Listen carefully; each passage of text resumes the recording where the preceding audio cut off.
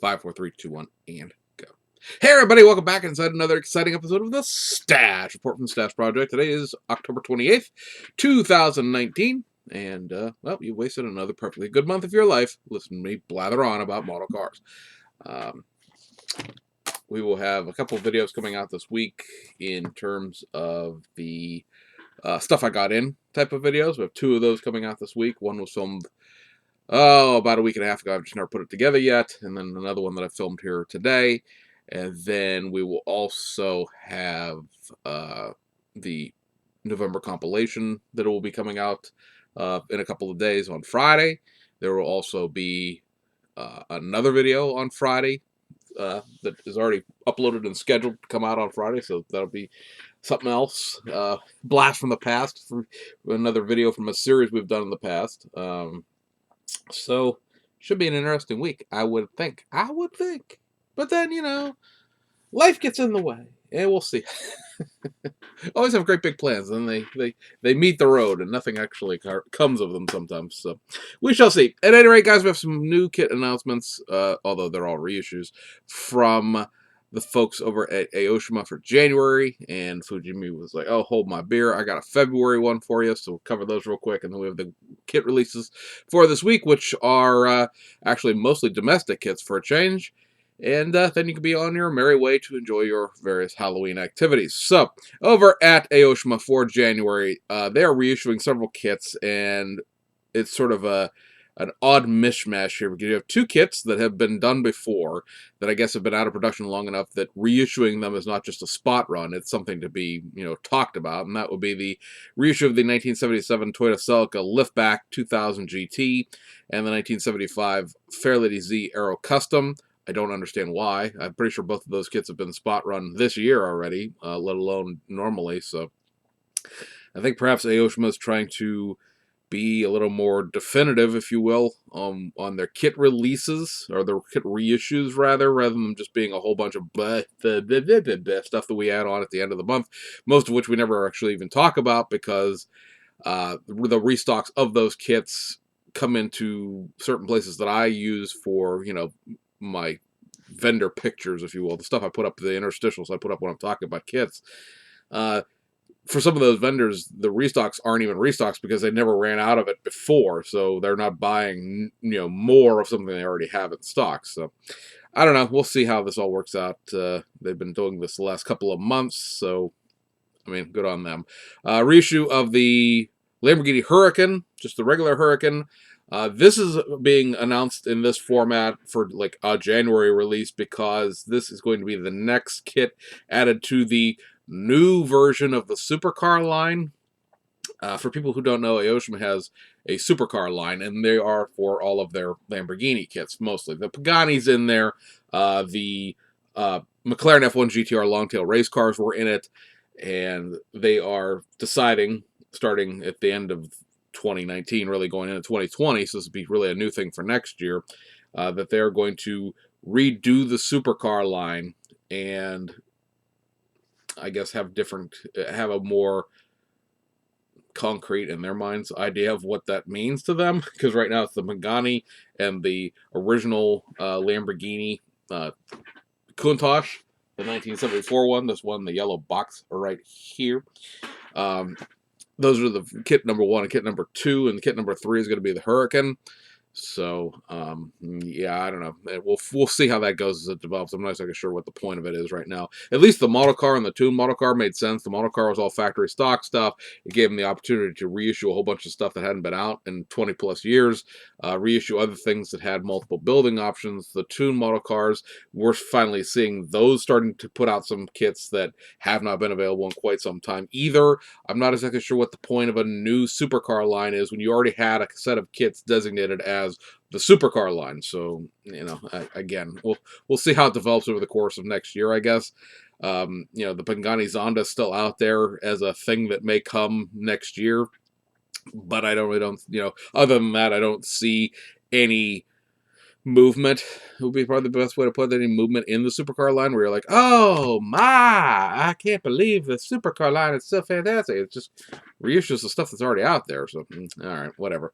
And then lastly, is going to be another addition to the Toon Motor Car line, and this is one of those things where it's been a little while since we've seen this one, and it is the 1999 Mazda RX-7 FC3S RE Amenia. So the second gen Amenia has been, here and back a few times, but the third gen Amenia has not been out for a little while. So good to see that come back into the line for people who are interested. And then over at Fujimi for the month of February, they're going to reissue their 1/12th scale Nissan GTR R32. That would be something that would have a whole heck of a lot more fanfare about it on this video, except it already has been reissued last year. And so it's just basically a restock, but Fujimi's whole world right now, other than getting out the Jimneys eventually, is involved with 1/72nd scale military stuff, Japanese ground defense forces. So us car guys are kind of getting the short shaft this year, if you haven't noticed. I mean, we've gotten a few kits out. We got the FJ, and we've gotten, I think the Hustler was technically the end of last year, into the beginning of this year. So we have gotten a few kits out of them, but not nearly as much as we normally would. And, it's just the way things go sometimes. There's been a couple of years since we've been doing the show where, car guys got basically nothing out of Tamiya other than a couple of reissues. We've been pretty fortunate from Tamiya. Whether you agree with the choices or not, we've gotten several kits from Tamiya every year the last couple of years as far as being car guys. So anyway, let's move on to the kit releases for this week. Like I said, we have mostly domestic stuff for a change. There were several domestic releases this week, and then a couple of stuff overseas. Now, technically speaking, there's one more overseas kit than there are domestic kits, but the 4 of the 5 overseas kits are straight reissues. So if we're going to balance out the newness and worth, if you will, I'm going to go with domestic stuff. So over at Revell, we got 2 kits out this week. They are the kits I said at the beginning of this month in the kit review for October that I expected to see, and they are indeed in. First up, you have the reissue of the Buick Grand National, the Buick Regal.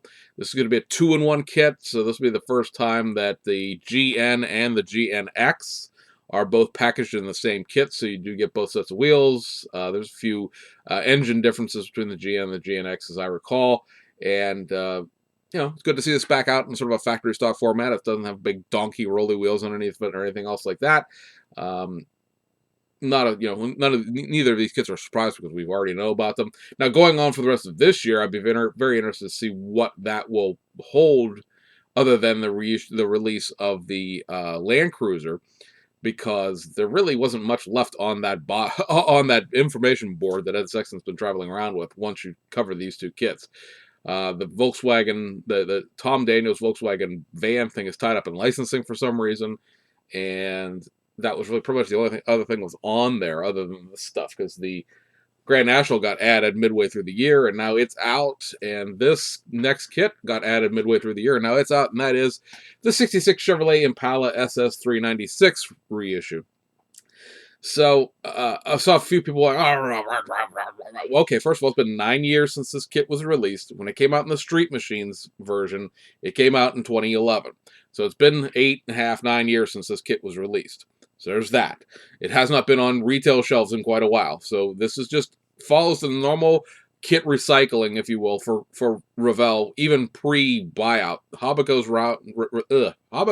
Revell reissue program was every 7 to 9 years for kits that were, active in the tooling catalog. So this kit was released as a modified reissue of the 65 Impala kit from the late 1990s in 2011. So now we're getting a reissue of it. And what is different about this compared to the Street Burners version is that this kit is a 2-in-1, and it includes all of the lowrider parts from the 65 Impala lowrider kit, which is something I don't think has been reissued. I'd have to go look. I mean, I know the kit was done. I think it might have gotten one reissue, but I'm not sure that the 65. I mean, the 65 Impala might have been reissued with its lowrider parts, and I just don't, cognizantly remember that. because the 65 Impala convertible would be the most recent 65 Impala that has been reissued in the California wheels thing, but that was completely factory stock, as there are no custom parts for the convertible kits. So, at any rate, you get the lowrider parts from the original 65 Impala from, I think it was 2001 when that kit was done originally, as far as the lowrider version. So it does give you the the ability to have another kit for lowrider parts. I'm not sure how the lowrider parts are viewed in the community as far as whether or not they're good, bad, or indifferent. But if you do like those parts or the wheels or anything that goes along with them, you don't have to go now buy an old kit to rob them from. You have a new place to get them from. Eventually they'll wind up on clearance at Hobby Lobby, and it'll be a cheap source of parts. Last domestic kit for this month, the one other kit we were expecting.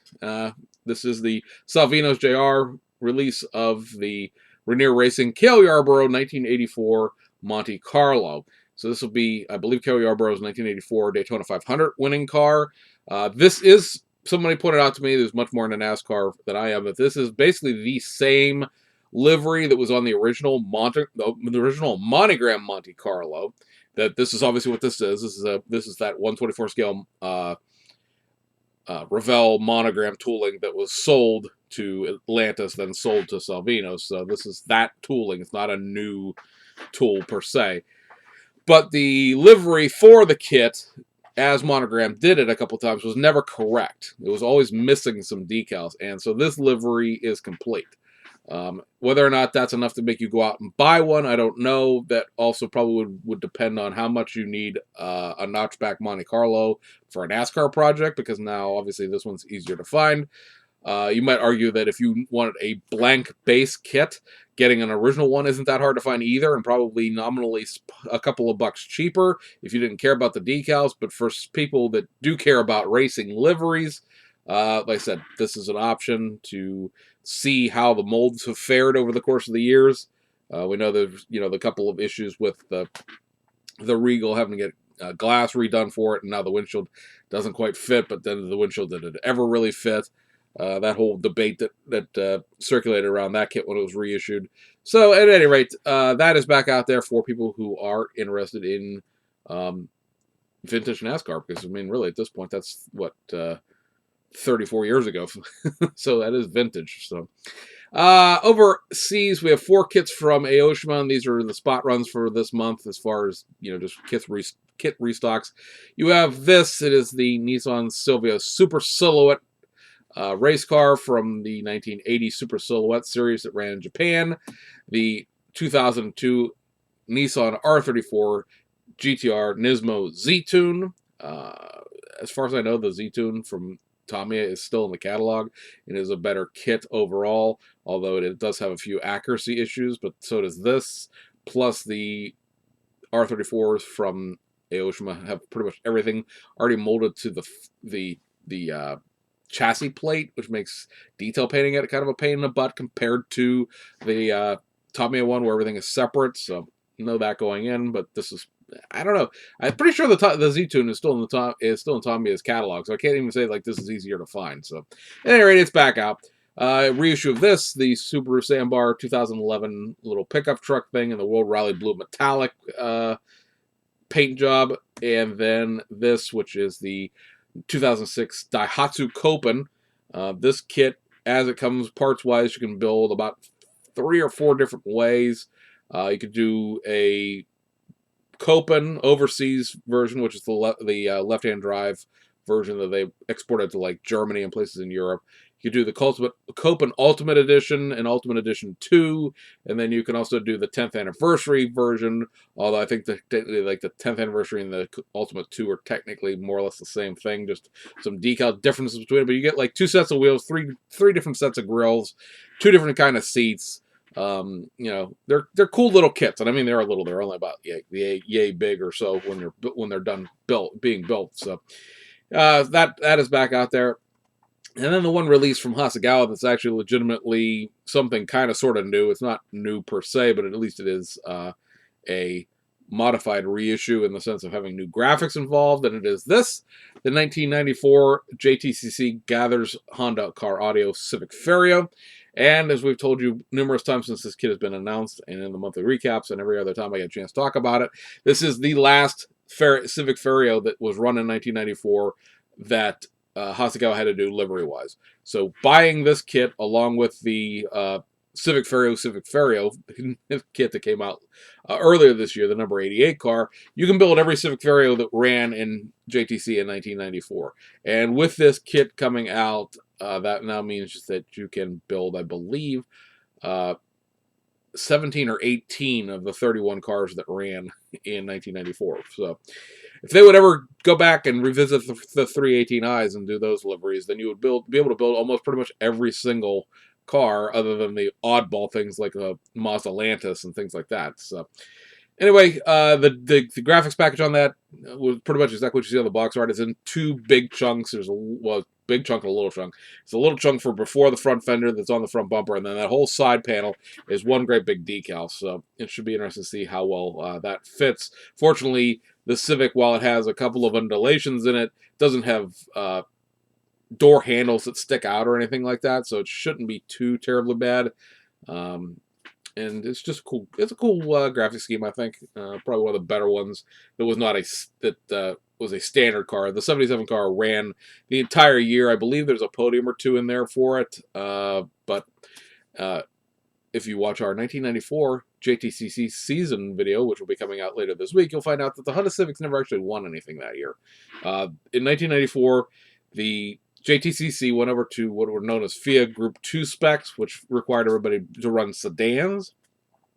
GTRs, Supras, all that stuff, that all went to a brand new series called the Japanese Grand Touring Championship, which is now in 2019 known as Super GT. You may have heard of it. But everything was running on sedans, and since everything was a sedan and everything had a upper limit as to how many cc's the engine could have, everything was run as one big lumpy category. And while the Civics, like I said, did get a couple seconds and thirds here and there, they never were able to quite outrun the BMWs as far as getting a overall win. So at any rate, guys, that wraps up this video. Hope you enjoyed it. Hope you guys had a great weekend, and we'll see you guys on the other side.